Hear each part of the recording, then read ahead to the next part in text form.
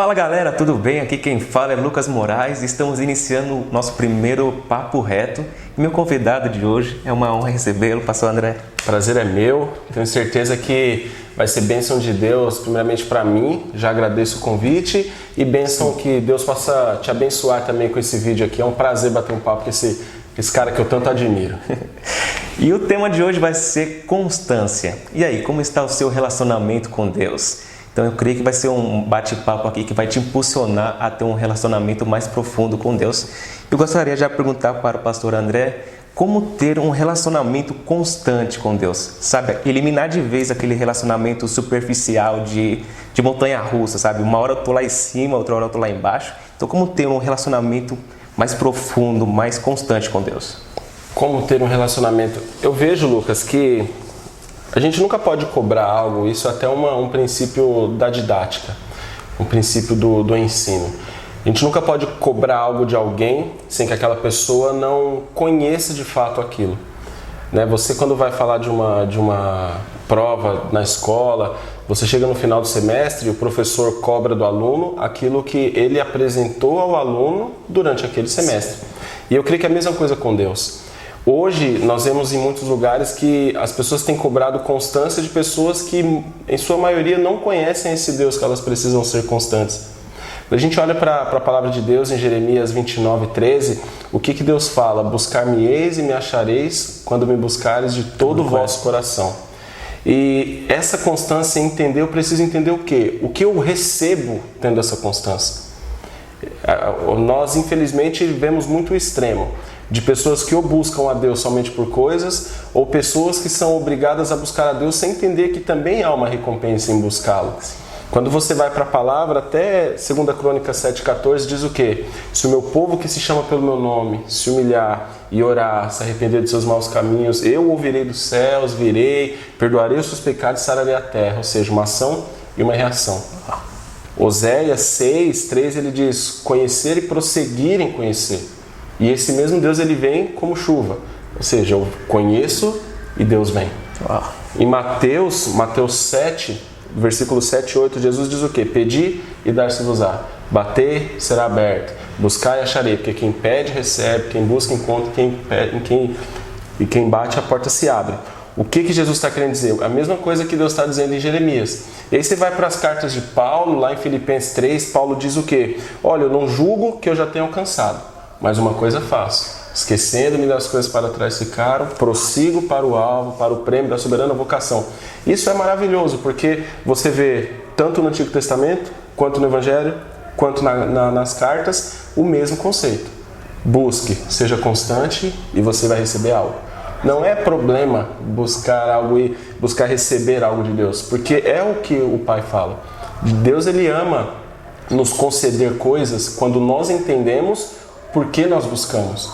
Mateus 6 é um princípio disso. Olha, busquem primeiro o reino de Deus. E estas coisas, comida, bebida e vestes, serão acrescentadas. Verdade. Para o filho também, olha, respeite pai e mãe, honra teu pai e tua mãe para que seus dias se prolonguem na terra. A Bíblia até fala que esse é o primeiro mandamento com promessa. Então, olha que lindo. 3 momentos diferentes, o mesmo conceito. Então, para sermos constantes, respondendo isso, nós precisamos conhecê-lo. Uau. Quando eu conheço, eu sei o que eu vou receber com isso e não é problema nenhum, mas eu preciso ter um foco nele. Então, eu creio que isso nos dá constância. Verdade. Não dá para você... A gente às vezes quer discipular pessoas. Eu até ouvi uma frase uma vez que eu não me lembro quem disse, mas nós queremos discipular pessoas que ainda não se encontraram com Jesus. E aí eu vou fazer sempre na minha força. Verdade. E é na força dele. E por que as pessoas têm tanta dificuldade em ser constantes? Eu creio, Lucas, que desde o Éden, que o diabo ele tenta causar algo que tem nos feito perder a constância. Que é o que eu falei. A primeira resposta seria conhecer a Deus. Conhecer a Deus. Como que o diabo tenta tirar a sua constância? Fazendo você duvidar desse Deus. Lá em Gênesis 3, a gente vê a história de Eva e a serpente. A serpente não disse para Eva, olha, Deus não existe. Como é que você vai fazer isso? Deus não, porque ele sabe que Deus existe. Havia um relacionamento de Deus com o homem e com a mulher. Mas o que o diabo faz? Ele traz a dúvida. Verdade. Então ele diz para a mulher assim, olha, por que você não vai comer do fruto? Ah, porque Deus me disse que nós temos todas as árvores do jardim, menos a árvore do bem e do mal. Dela não é para comer, desse fruto não é para comer. Aí o diabo vai e lança uma dúvida. Ah, não é bem assim. Olha, não é bem assim, não segue isso, quem diz, sabe? Deus sabe que se você comer, você vai ficar como ele, você vai ter os olhos abertos, você vai saber de tudo, tal. Então é a mesma coisa que o diabo tenta com a gente hoje. Quando Paulo escreve a Éfeso, no capítulo 6, versículo 11, ele diz que, olha, revistam-se de toda a armadura para que estejam firmes e resistam às astutas ciladas do diabo. A palavra original aí para cilada, para astutas ciladas, é metodeia. São métodos. Então o diabo, por que Paulo fala logo em seguida que a nossa luta não é contra carne ou sangue? Porque a nossa luta não é, para eu ser constante com Deus, o que vai me fazer ser constante com Deus é eu ter uma pulseira escrito Jesus. Eu não vou pecar, eu sou um jovem, eu não vou pecar porque eu uso uma pulseira escrito Jesus. Uma pulseira muito bonita, já usei algumas, mas não é isso, não é físico, é algo espiritual, é algo, essa metodeia de Satanás é algo que ele não vai só simplesmente fisicamente, ele vai colocar aquilo dentro de você. Porque quando a gente está firme com Deus, conhecendo intimamente, não importa onde você esteja. Verdade. Você pode ser um Daniel na Babilônia. Verdade. Total, estava ali na Babilônia, mas eu sei que é o meu Deus. Agora, quando vem uma dúvida na minha cabeça, aí qualquer vento de doutrina, qualquer coisa me empurra. Que é o que aconteceu com Eva. A dúvida de Pedro. Pedro teve dúvida. Ele, peraí, eu estou andando. Aí ele olhou e falou, mas não faz sentido. Sim. Eu sou um homem, eu estou andando sobre as águas. Não tem sentido. Você vê a dúvida? Aí caiu. A mesma coisa, tem hora que a gente está ali constante com Deus, em jejum e em oração, e você vê que as coisas não estão indo bem, você começa a duvidar daquilo. E o que Tiago fala? Que o homem que duvida, ele é jogado de um lado para o outro, ele não tem personalidade, ele não tem firmeza. Então o que eu vejo que tem nos dificultado em ser constantes são as dúvidas, as metodeias, os métodos que o diabo tem colocado no nosso dia a dia. Então como a gente pode dar um conselho aí para as pessoas manter essa chama aquecida, sabe? Pessoas que entendem, são inventos, mas são inconstantes no secreto, sabe? Pessoas que têm a intensidade nos cultos, mas quando chegam no lugar secreto, eles não têm a mesma intensidade. Isso eu tenho pensado, né? Tenho pensado bastante nessa questão de ser intenso na igreja e não ser tão intenso no secreto, como encontrar um equilíbrio entre intensidade e a constância. E eu tenho duas respostas para isso, para essa pergunta, e as mesmas são respondidas em Colossenses 3. Paulo diz o quê? Agora que vocês ressuscitaram com Cristo, busque as coisas que são de cima, onde Cristo está sentado à destra de Deus. Pensem nas coisas que são de cima e não nas coisas que são da terra. O mesmo Paulo diz que aquele que nasce da carne é carne, que nasce do espírito é espírito. Então, a gente tem que quebrar algo que é a dicotomia da nossa vida. Não estou falando de conceito teológico de corpo, alma e espírito, ou corpo e alma, mas da nossa convivência mesmo, de quebrar aquele negócio do santo e o secular, isso é secular, isso é religioso, isso aqui é isso aqui é aquilo, e a gente anda sempre nessa corda. Sim. Então as duas respostas para quê? Primeiro, a diferença de intensidade na igreja e falta de intensidade no secreto. Há uma confusão muito grande hoje do que é intensidade. E nós, como igreja, eu me incluo nisso, a gente tem tendência a confundir intensidade com ativismo. Então, o que é ser... Se você pergunta para alguém o que é ser intenso hoje com Deus? Eu vou pro culto no domingo, na segunda eu tenho oração, na terça eu tenho encontro de homens, na quarta eu tenho estudo, na quinta eu tenho vigília, na sexta eu tenho isso, tal. Maravilha. Tô intenso. Mas você encontra o menino fora, ele tá sempre cansado. Verdade. E aí, meu? Por quê? Porque ele não dormiu na última semana porque todo dia ele teve uma vigília. Ele não tá bem de saúde porque ele não vai ao médico, mas ele jejua todo dia porque ele é o super espiritual. E aí aquela intensidade dele vai se tornando um ativismo. Quando você é solteiro, você até consegue mais. Paulo fala que o solteiro cuida melhor das coisas de Deus. Então quando você é solteiro é normal, você chega em casa e dorme. Pra gente que é casado, a gente sabe que não é assim. Se você não chegar em casa e brincar com o filho, conversar com a esposa, fazer as coisas que você tem, trabalho, igreja, você fica louco. Então, que hora que essas pessoas param para ter o seu momento no secreto com Deus? E não só num quarto, Lucas, como Jesus fala, entra no seu quarto, mas de ter um momento na sua casa que você pare, é só você e Deus. Nós temos que tomar cuidado para que os nossos encontros com Deus não sejam somente em público, com outras pessoas. Se você perguntar para alguém, olha, quando foram os seus últimos encontros com Deus? Ah, foi no acampamento, foi numa vigília, foi num congresso. Está sempre cheio de gente. Não tem problema isso. Mas nós temos que criar uma rotina do secreto. E como que eu separo o ativismo da intensidade, André? Repare, sempre que você volta de algo, de uma reunião e tudo, como você se sente ao chegar na sua casa? É aquele cansaço, mais uma semana que eu trabalhei muito para Deus. Mas estou cansado, Gente, lembrando sempre, não tem problema se cansar, nós somos normais. Mas se essa nossa entrega a Deus em público sempre nos gera cansaço para ter uma entrega no secreto, talvez está partindo para o ativismo. E a outra resposta, que é também respondida em Colossenses 3, é a questão do equilíbrio. E eu sou casado, eu tenho um filho, eu tenho uma esposa, e eu carrego muito comigo Colossenses 3 de uma maneira muito literal. Então a minha esposa e o meu filho, eles sabem que o principal na minha vida é Deus. Que a primazia da minha vida é Deus.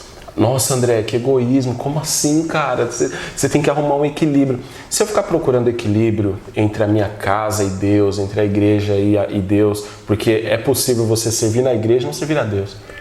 É possível você ser intenso no ministério e não estar servindo a Deus, está fazendo coisas que Deus não pediu para você fazer. Ah, Deus, eu estou fazendo. Não, mas eu não pedi para você fazer isso. Mandei você ide, mas não é para você fazer isso aqui agora. Sim. Então, mas aí eu tenho Deus como primazia. Só que quando eu chego a esse Deus que eu priorizo, Ele me diz, morra pela sua esposa. Discipule o seu filho. Ensine ele no caminho que ele deve andar. Olha, se for preciso, morra pela sua esposa. Então, eu considerando Deus o primeiro, Ele me ensina aonde cada coisa. Verdade. Eu gosto muito do livro do Subirá, O Impacto da Santidade, que ele diz que a gente tem mania de fazer uma lista assim, Deus, família, ministério, trabalho. Ele falou é Deus, família, ministério. E o Francis Chan, ele fala muito isso também no livro Eu e Você para Sempre. Então, não é que eu estou sendo egoísta, eu preciso entender que eu dependo de priorizar a Deus. Para que todo o resto da minha vida, eu vejo muito crente se perdendo, Lucas, em embaraço, e o diabo atrapalha muito isso porque ele quer separar as coisas. Ah, eu vou dedicar 8 horas do meu dia a Deus. Aí 8 horas do meu dia eu dedico a minha esposa e 8 horas do meu dia eu dedico a dormir. Um cronograma espiritual. Não, um cronograma perfeito. Ele não precisa de Deus. Verdade. Não precisa de Deus. O Senhor tem esse lugar aqui na minha vida, sendo que não. Eu sempre falo para as pessoas, olha, enquanto carne, enquanto corpo, nós não temos tempo. O tempo nos tem. Verdade. A gente tem prioridades. E a minha prioridade tem que ser Deus 24 horas do meu dia. Porque se eu vacilar, eu vou pecar. Verdade. Se eu, Deus, segura aqui, porque agora o meu equilíbrio me diz que as 8 horas são com a minha esposa. Eu vou pecar ali porque qualquer problema que eu tiver com ela, eu excluí Deus do meu cronograma ali. Sim. Então, não pense em equilíbrio. Priorize Deus e Deus vai te ensinar o espaço de cada coisa na sua vida e no seu dia. Verdade. E como podemos vencer a inconstância? Eu acho que essa inconstância nossa, essas barreiras, né, que nos atrapalham, essa coisa é muita coisa da carne. O que Jesus diz lá em Mateus 26:41? Jesus está indo para o Monte das Oliveiras e ele está no momento que ele é 100% Deus, ele é 100% homem, a alma dele está aflita, ele sabe para o que ele está indo e ele leva ali 3 discípulos com ele, Pedro, Tiago e João, era o grupo de Jesus. Sim. E Jesus leva eles, Jesus fala, vou ali orar, quando volta, orem comigo, né, velem comigo uma hora. E quando ele volta, eles estão dormindo. Aí Jesus, vocês estão dormindo, cara. Gente, olha para Pedro e fala, vocês têm que se tocar, gente, porque assim, o espírito está pronto, mas a carne é fraca. O espírito está pronto, mas a carne é fraca. Paulo, quando ele trata sobre isso, sobre lei e graça em Romanos 7, ele fala a mesma coisa. Ele diz que, olha, eu tenho porém por mim que em mim, ou seja, na minha carne, não habita bem nenhum. De modo que o que eu quero fazer eu não faço, mas o que eu não quero eu faço. Quem me livrará do corpo dessa morte? Não, aí não é conceito de, matéria é má, André, então você é hindu agora, né? A matéria é má, tem que arrancar a matéria, transcender o espírito. Não. Só que essa barreira que nos atrapalha de ser constantes, de ter essa intensidade, esse contato com Deus, um exemplo. Você está no domingo à noite, ali adorando a Deus, e o Paulo diz que o nosso espírito testifica com o Espírito de Deus, é por meio do nosso espírito que nós nos comunicamos com Ele. Então você está ali no seu espírito fervoroso, que é o que um acampamento faz, sim, é o que um congresso faz, uma conferência. Mas aí quando chega na segunda-feira, aí vem a dicotomia, eu coloco a minha carne para trabalhar e ela vai esmurrar o meu espírito. O que a Bíblia fala lá em Gálatas? Que há uma luta entre carne e espírito. Então essa é a barreira, essa é a maior dificuldade que nós temos para a constância, é a nossa carne.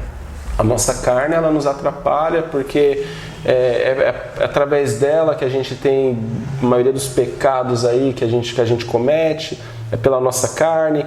Quando o diabo mostra a Eva, quando a serpente mostra o fruto, ela mostra da doçura do fruto, da gostosura do fruto, da beleza do fruto, tudo visual, tudo carne.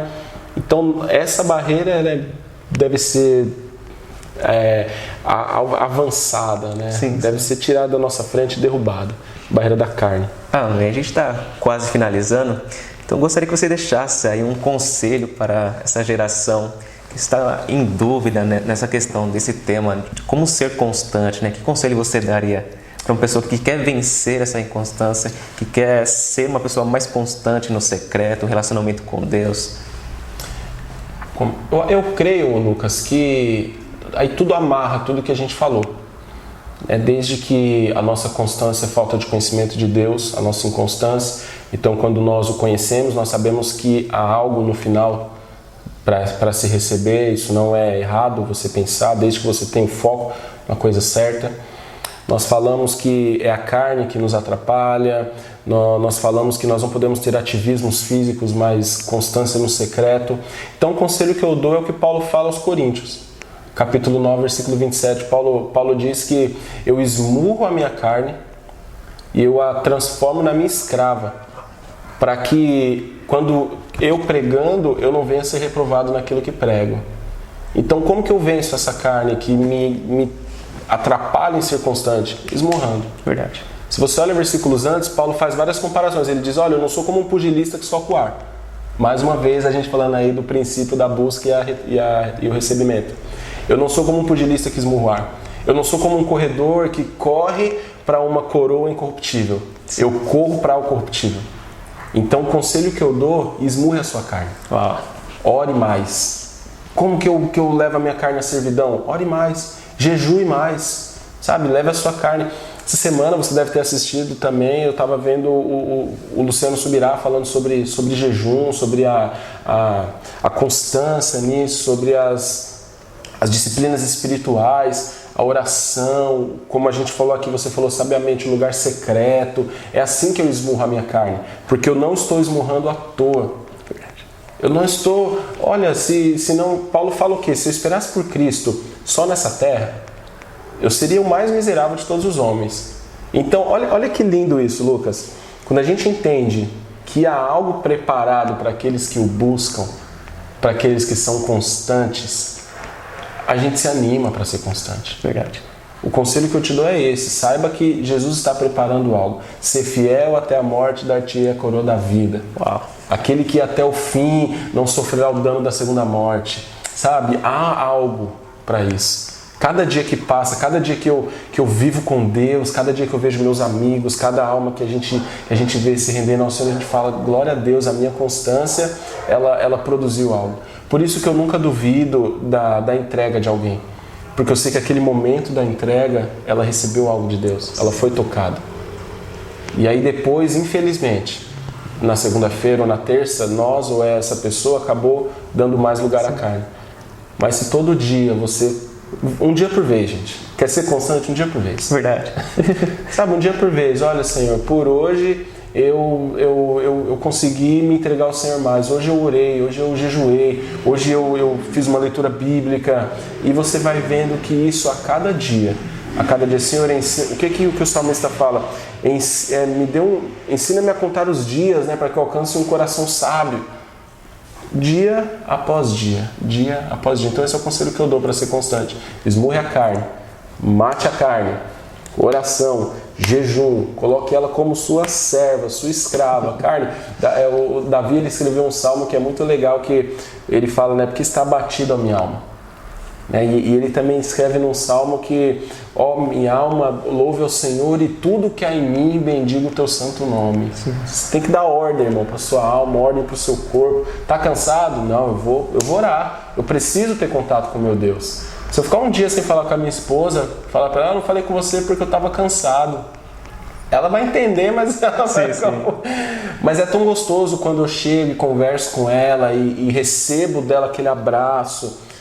Você é pai, você sabe quando a gente tem filho. A gente chega em casa cansado, mas o seu filho te abre um sorriso, aí você abraça ele. Renova aquelas forças. Renova, e é o que Deus quer fazer com a gente. Deus quer te renovar. Sabe, aqueles que buscam o Senhor serão renovados como a águia. Verdade. Então, quando a gente busca o Senhor, Ele te abraça e Ele fala, ó filho, toma mais um fôlego aí para você lidar com essa semana. Então é isso que eu tenho de conselho. Amém, André. Lucão, foi um prazer, uma honra entrevistá-lo. Prazer foi meu, cara. Amém. Galera, espero que vocês tenham sido edificados, impulsionados a ter um relacionamento mais profundo com Deus. Então peço para você deixar aí seu like, também deixa aí nos comentários sugestões de novos temas para os próximos vídeos. Então fique com Deus, em breve aí voltaremos com mais temas acerca do reino de Deus.